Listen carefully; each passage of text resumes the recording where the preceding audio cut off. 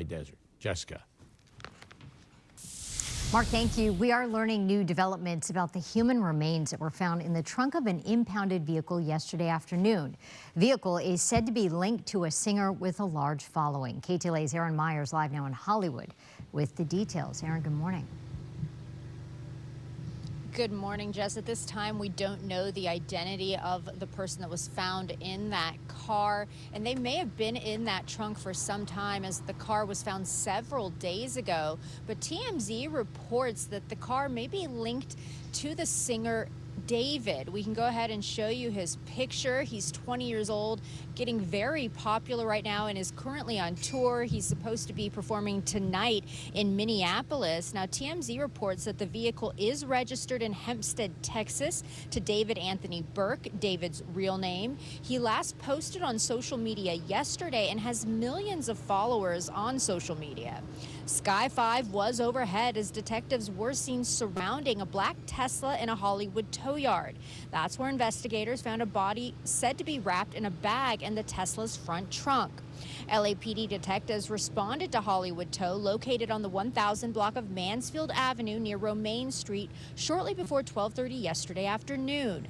This after employees from the tow yard reported a foul odor coming from the vehicle, which was parked on the roof of the yard's parking structure. KTLA spoke with a man who was getting his car from the lot as the investigation was underway.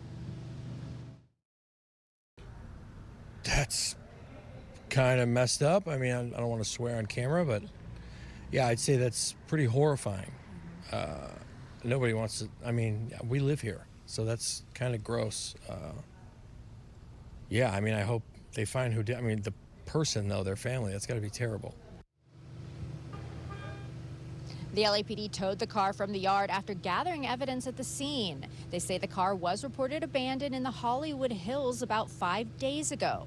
Once again, at this time, the identity of the person found is not known. It's also not known if the body is that of a male or a female. Now, back here live, we have reached out to representatives for the singer and are waiting to hear back. He is expected, David, to perform in Los Angeles on the 20th. Anyone who may know anything about what happened is encouraged to contact the LAPD. Reporting live here in Hollywood, I'm Aaron Myers. I'll send it back to you both in the studio.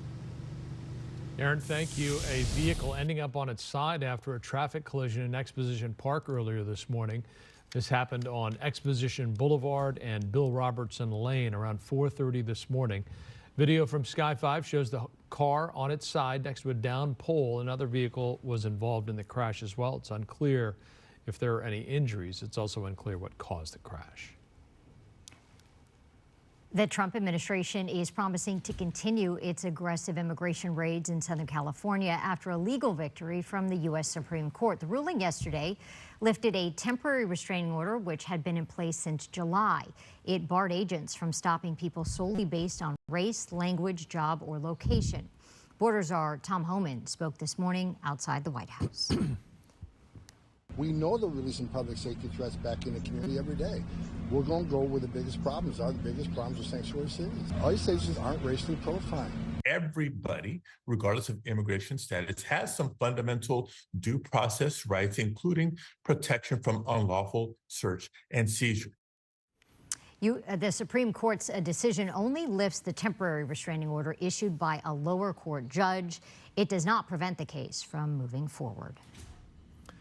House Democrats have released a sexually suggestive letter to Jeffrey Epstein, allegedly written by President Trump years ago. The president denies writing it as Congress gets closer to voting on a full release of the Epstein files. KTLA's Trevor Shirley live in Washington with the details. Trevor, good morning.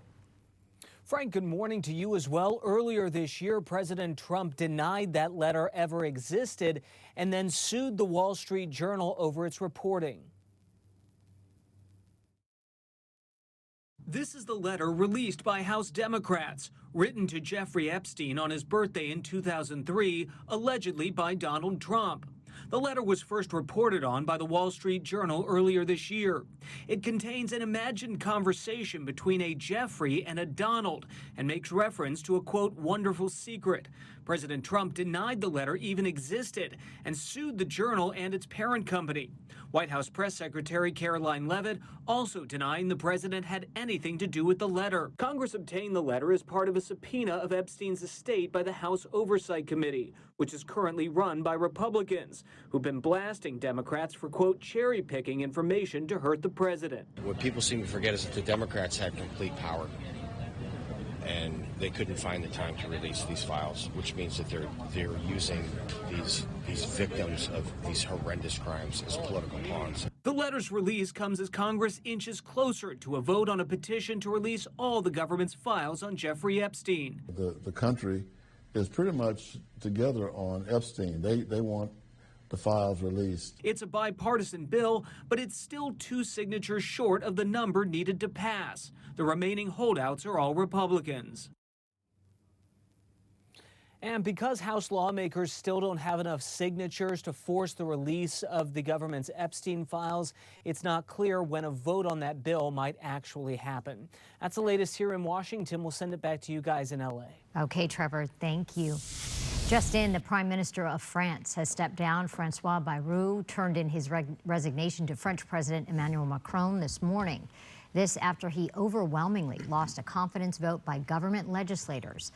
Bayrou was pressing for France to slash public spending to rein in debts, but his gamble backfired. This marks the 4th time within a year that Macron will have to seek out a new prime minister.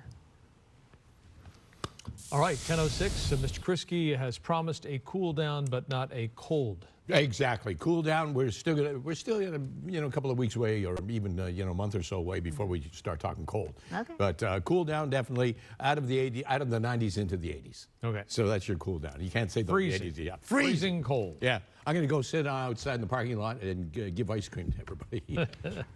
Like the guy did on the mountain. Looking at Long Beach, mostly clear skies already hitting there. You can see quite a bit of cloud, but inland, the sun, where the docks are and the boats are, the sun is already hitting.